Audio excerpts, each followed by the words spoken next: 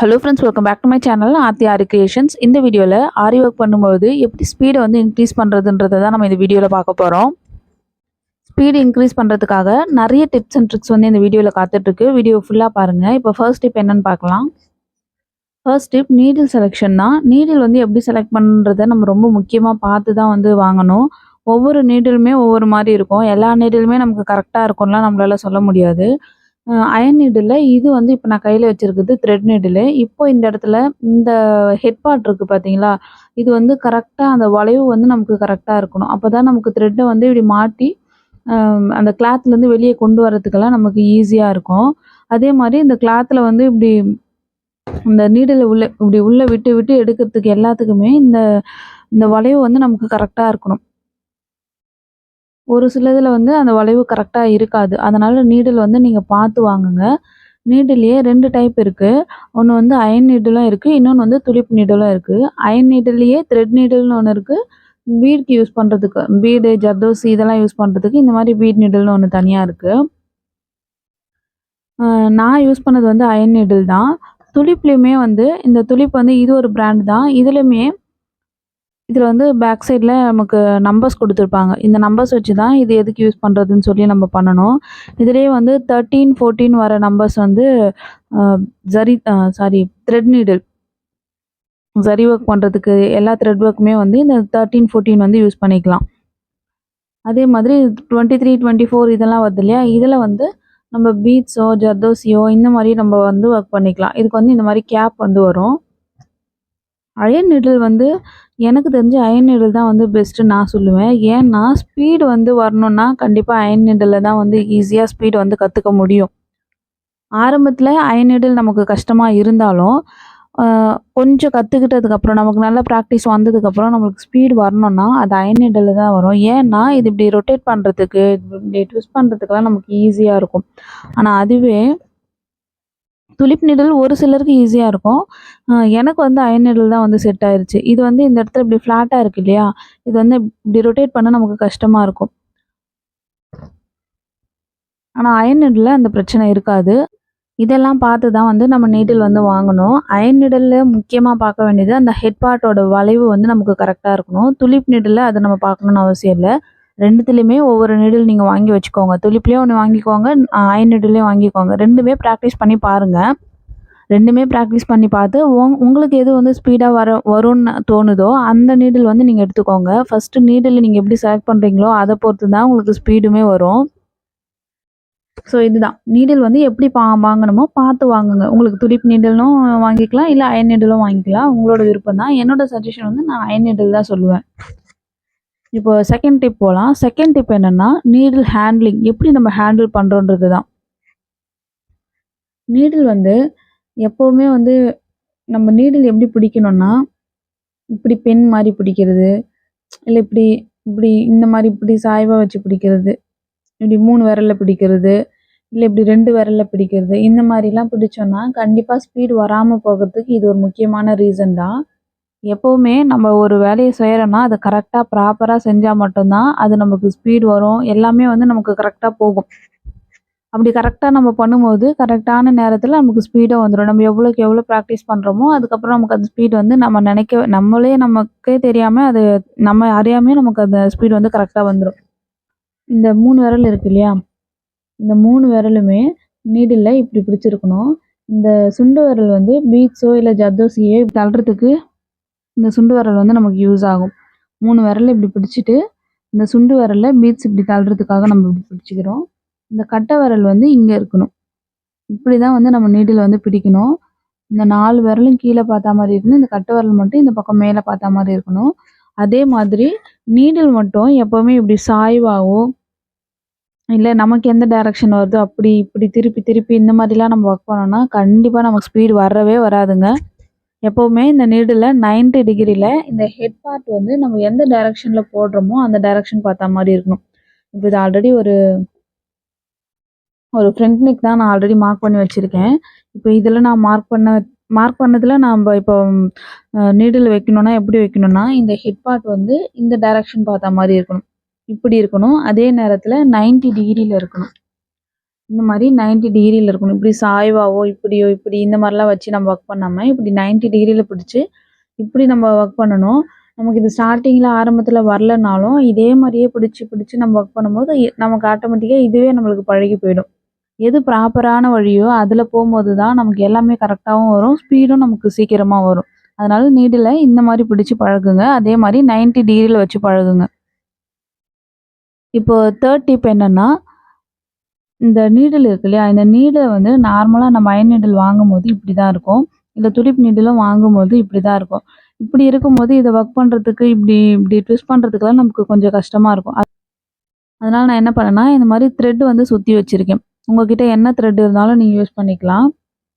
இந்த நீடில்ல சுத்தி சுத்தி இந்த த்ரெட்ட வந்து நான் சுத்தி விட்டு, அதுக்கு மேலேயும் கம் அப்ளை பண்ணிட்டேன். இது என்ன பண்ணாலும் இதுக்கப்புறம் வராது. நமக்கு நல்லா அப்படியே ஸ்டிக் ஆயிடும். இந்த மாரி இருக்கும்போது, நமக்கு இப்படி ட்விஸ்ட் பண்றதுக்கு ரொம்ப ஈஸியா இருக்கும். நம்ம ஒர்க் பண்றதுக்கும், கொஞ்சம் ஸ்பீட் வர்றதுக்கும் இது ரொம்ப யூஸ்ஃபுல்லா இருக்கும். ஆனா, அதுவே நம்ம இப்படி ஒர்க் பண்ணும்போது நமக்கு அந்த அளவுக்கு ஸ்பீடு வராது. நீங்க வேணா ட்ரை பண்ணி பாருங்க. இப்படி நம்ம ஒர்க் பண்றதுக்கும், இந்த மாரி த்ரெட்ட சுத்திட்டு அதுக்கப்புறம் நம்ம ஒர்க் பண்றதுக்கும் நெறைய வித்தியாசம் இருக்கும். இது பர்சனலா நான் எப்பவுமே இப்படிதான் நான் ட்ரை பண்ணுவேன். எந்த நீடில் வாங்குனாலும் எல்லாமே இந்த மாரி ஒரேடியா நூல் வந்து சுத்தி வச்சுக்குவேன். இந்த மாரி எல்லா நீடிலுமே சுத்தி வச்சுட்டு, அ ஏதாவது நீடில் மிஸ் ஆயிருச்சுன்னா, அதுக்கப்புறம் டக்குன்னு போய் அந்த டைம்ல போய் நூல் சுத்திட்டு இருக்கிறது, அந்த மாரிலாம் இல்லாம, ஆல்ரெடி எல்லாமே பண்ணி வச்சுருவேன். இப்போ 4த் டிப் போலாம். 4த் டிப் என்னன்னா, நீங்க நீடில் வந்து இப்போ இந்த மாரி ஏதாவது ஒரு பாக்ஸ்ல போட்டு வைக்கிறீங்க அப்படின்னா, சும்மா வாங்கிட்டு வந்து இந்த மாரி த்ரெட்டெல்லாம் சுத்திட்டு அவ்வளதான் அப்படியே எடுத்து வச்சிரணும். அப்படிலாம் கிடையாது. நீடிலுமே நம்ம ப்ராப்பரா வந்து அதுக்கு தேவையானதெல்லாம் செஞ்சு தான் வைக்கணும். இதில பாருங்க, உங்களுக்கு தெரியுமான்னு தெரியல கேமரால. ஒவ்வொரு நீடிலுமே நான் ஆயில் போட்டிருக்கேன். ஏன்னா, அது துரு பிடிக்காம இருக்கும். துரு பிடிச்சாலே நம்மளுக்கு வந்து சரியா ஒர்க் பண்ணவே முடியாது. சரியா ஒர்க் பண்ண முடியலனாலே நமக்கு ஸ்பீடு வராது. ஸ்பீடா ஒர்க் பண்ணணும்னா, நம்மளோட நீடில் முதல்ல கரெக்ட்டா இருக்கணும். அதுக்காக நான் என்ன பண்ணுவேன், எப்பவுமே நீடில் வாங்கி இந்த மாரி த்ரெட் எல்லாம் சுத்திட்டு, மேல வந்து இந்த மாரி ஆயில் வந்து கொஞ்சம் அதுக்கு எந்த அளவுக்கு தேவையோ அந்த அளவுக்கு அப்ளை பண்ணிட்டு, இந்த மாரி போட்டு ஒரு பாக்ஸ்ல போட்டு மூடி வச்சுருவேன். இது வந்து நமக்கு எப்போ வேணும்னாலும் அந்த ஆயில் வந்து அப்படியே தான் இருக்கும். இல்ல அது ட்ரை ஆகுது அப்படின்னா, அந்த டைம்ல மட்டும் எப்பயாவது மறுபடியும் எடுத்து அதே மாரி கொஞ்சமா போட்டுட்டு, மறுபடியும் எடுத்து மூடி வச்சுருவேன் அவ்வளோதான்.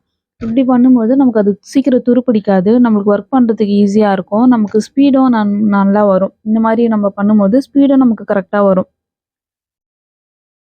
நீங்களும் கண்டிப்பா ட்ரை பண்ணி பாருங்க. இந்த டிப்ஸ் வந்து ரொம்ப யூஸ்ஃபுல்லா இருக்கும். இந்த மாரி எப்பவுமே துருப்பிடிக்காம இருக்கணும்னா, ஆயில் அப்ளை பண்ணியே வைங்க. அதே மாரி தான் துலிப் நீடில். துலிப் நீடிலுமே வந்து நான் அந்த மாரி தான் பண்ணுவேன். ஆனா துலிப் நீடில்ல வந்து ஆயில் போட மாட்டேன். ஆனா த்ரெட் மட்டும் இந்த மாரி பண்ணுவேன். ஏன்னா துலிப் நீடில் வந்து அந்த அளவுக்கு துரு பிடிக்காது.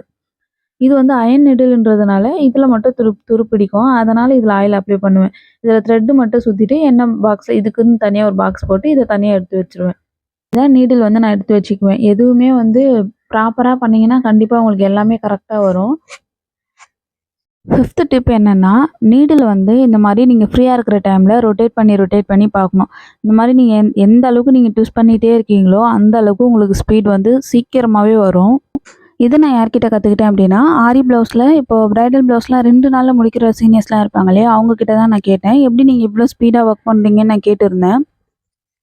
அதுக்கு தான் அவங்க சொன்னாங்க, நீடில் வந்து எப்பவுமே நம்ம பழக்கத்துல இருக்கணும். நீடில டெய்லி நீங்க ஃப்ரீயா இருக்கும்போதெல்லாம் இந்த மாரி ட்விஸ்ட் பண்ணிட்டே இருங்க.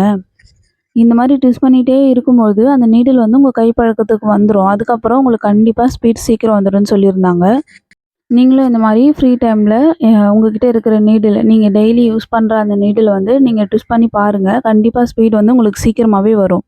இப்போ 6த் டிப் என்னன்னா, ஆரி ஃப்ரேம்ல நம்ம கிளாத் ஃபிக்ஸ் பண்றோம் இல்லையா? அது வந்து லூஸா இல்லாம நல்ல டைட்டா கிரிப்பா இருக்கா மாரி பார்த்துக்கணும். நீங்க ஆரி ரிங்லயும் பண்ணிக்கலாம். இல்ல ஆரி காட்லயுமே நீங்க பண்ணிக்கலாம். எதுல வேணா நீங்க பண்ணலாம். ஆனா எதுவுமே நமக்கு அந்த டைட் வந்து கரெக்ட்டா இருக்கணும். இல்லன்னா இந்த கிளாத் வந்து லூஸா இருக்கும்போது கண்டிப்பா நம்மளால ஈஸியா ஒர்க் பண்ணவே முடியாது ஆரி காட்ல. ஆரி ரிங்லயுமே அப்படிதான். நான் வந்து காட்ல தான் ஒர்க் பண்றேன். இது வந்து நான் இந்த கிளாத் மட்டும் லூஸா இருந்தா, கண்டிப்பா ஈஸியாவே நம்மளால ஒர்க் பண்ண முடியாது. அங்கங்க நமக்கு இந்த த்ரெட் வந்து மாட்டிக்கிட்டே இருக்கும். இந்த கிளாத்ல வந்து இந்த நீடில் மாட்டிக்கிட்டே இருக்கும். அது ஒரு பிரச்சனையாவே இருக்கும்போது, அதிலேயே தான் நம்ம மைண்ட் போகுமே தவிர, நம்ம ஸ்பீடா ஒர்க் பண்ணணும்னு சொல்லி நம்மளால யோசிக்கவே முடியாது. அதனால இந்த கிளாத்த வந்து நம்ம கரெக்ட்டா டைட்டா கிரிப்பா நம்ம வச்சுக்கிட்டோம்னாலே, ம் அதுக்கப்புறம் ஒர்க் பண்ணும்போது நமக்கு ஸ்மூத்தா ஒர்க் பண்ற மாரி இருக்கும். ஸ்பீடா ஒர்க் பண்றதுக்கு அதுவுமே வந்து நமக்கு ஹெல்ப் பண்ணும். இப்போ நெக்ஸ்ட் வந்து 7th டிப் என்னன்னா, ஃபைனல் டிப் ரொம்ப ரொம்ப ரொம்ப முக்கியமான டிப் டைம் கால்குலேஷன். 5 டேஸ்ல நம்ம ஒரு ப்ளவுஸ் போடணும். இப்போ ஒரு ப்ளவுஸ் போட போறோம். அது 5 டேஸ்ல நம்ம முடிக்கணும். அது 5 டேஸ்ல இல்லாம 3 டேஸ் தான் நமக்கு டைம் இருக்கு. அதுக்குள்ள முடிக்கணும்னா நம்ம என்ன பண்ணணும்னா, முன்னாடியே நம்ம பிளான் பண்ணிரணும். இன்னைக்கு ஒரு நாள்ல 2 ஸ்லீவ் முடிச்சிரணும். அடுத்த நாள்ல பேக் நெக் முடிச்சிரணும். அதுக்கு அடுத்த நாள் வந்து நம்ம ஃப்ரண்ட் நெக் முடிச்சுட்டு ஸ்டிச் பண்றதுக்கும் நமக்கு கரெக்ட்டா இருக்கும். இந்த மாரி நீங்க டைம் வந்து ஃபிக்ஸ் பண்ணிரணும். இதுக்குள்ள இத முடிக்கணும், இதுக்குள்ள இத முடிக்கணும்னு சொல்லி நீங்க ஃபிக்ஸ் பண்ணிட்டு, அதுக்கப்புறமா வந்து நீங்க ஸ்டார்ட் பண்ணீங்கன்னா, உங்களுக்கு ஒர்க் பண்ணவும் வந்து ஈஸியா இருக்கும். அதே நேரத்தில நம்ம டைம் ஃபிக்ஸ் பண்ணி பண்ணும்பொழுது, இந்த டைம்க்குள்ள இது முடிச்சாகணும் அப்படின்னு நம்ம மைண்ட் வந்து நம்ம கைக்கு வந்து அதுவே வந்து சொல்லிட்டே இருக்கும். நம்ம சீக்கிரம் முடிக்கணும், டைம் இல்ல, டைம் இல்லன்னு சொல்லி நமக்கே வந்து ஒரு ஸ்பீட் வந்து வந்துரும். நம்ம அறியாமலேயே வந்து நம்ம ஸ்பீடா வந்து போட ஆரம்பிச்சுருவோம். எதுக்காகன்னா, அந்த டைம் இல்ல அப்படின்ற அந்த ஒரு விஷயம், சீக்கிரம் முடிக்கணும் முடிக்கணும்னு சொல்லி நமக்கு ஸ்பீடு வந்து நமக்கு குடுத்துரும். இப்போ நான் என்ன பண்ணுவேன் அப்படின்னா, இந்த ஜரி த்ரெட் வந்து இந்த லைன்ல நான் போட போறேன் அப்படின்னா, ஒரு 2 லைன் நம்ம போட போறோம் அப்படின்னா, முன்னாடியே வந்து டைம் வந்து ஃபோன் பக்கத்திலேயே வச்சுக்குவேன். ஃபோன் பக்கத்திலேயே வச்சுக்கிட்டு, முன்னாடியே டைம் ஃபிக்ஸ் பண்ணிப்பேன். இப்போ ஒரு 2 நிமிஷத்துல இந்த 2 லைன நம்ம முடிச்சிரணும். அந்த மாரி டைம் ஃபிக்ஸ் பண்ணிட்டு போட ஆரம்பிப்பேன். அதுக்கப்புறம் என்ன பண்ணுவேன், என்னால போட முடியுதுன்னு தெரிஞ்சா, அதுக்கப்புறம் 1 நிமிஷத்துல நம்ம போட ஆரம்பிக்கலாம். இந்த 2 லைன 1 நிமிஷத்துல போட்டு முடிக்கணும் அப்படின்னு சொல்லி, நானே எனக்கு வந்து டெஸ்ட் பண்ணிக்குவேன். இந்த மாரி எந்த டைம்க்குள்ள நம்மளால முடிக்க முடியுதுன்னு சொல்லி டைம் ஃபிக்ஸ் பண்ணி நானே ஒர்க் பண்ண ஸ்டார்ட் பண்ணேன். கண்டிப்பா அது எனக்கு ரொம்ப யூஸ்ஃபுல்லா இருந்தது. ஏன்னா, என்ன அறியாமலேயே நான் வந்து ஸ்பீட் வந்து நெறைய இன்க்ரீஸ் பண்ணேன். அது எனக்கு ரொம்ப யூஸ்ஃபுல்லா இருந்தது. இப்போ ஒரு பீட் லைன் போட போறோம், இல்ல த்ரெட் லைன் போட போறோம். எதுக்குமே டைம் ஃபிக்ஸ் பண்ணிட்டு, இதுக்குள்ள நம்மளால இத முடிக்க முடியுதான்னு சொல்லி நீங்களே உங்கள செக் பண்ணி பாருங்க. அந்த மாரி செக் பண்ணும்போது தான் நீங்க எந்த லெவல்ல இருக்கீங்கன்றது உங்களுக்கே ஃபர்ஸ்ட்டு தெரியும். அத நீங்க செக் பண்ணிட்டு, அதுக்கப்புறம் உங்களோட ஸ்பீட் வந்து நீங்களே இன்க்ரீஸ் பண்ணிக்கலாம்.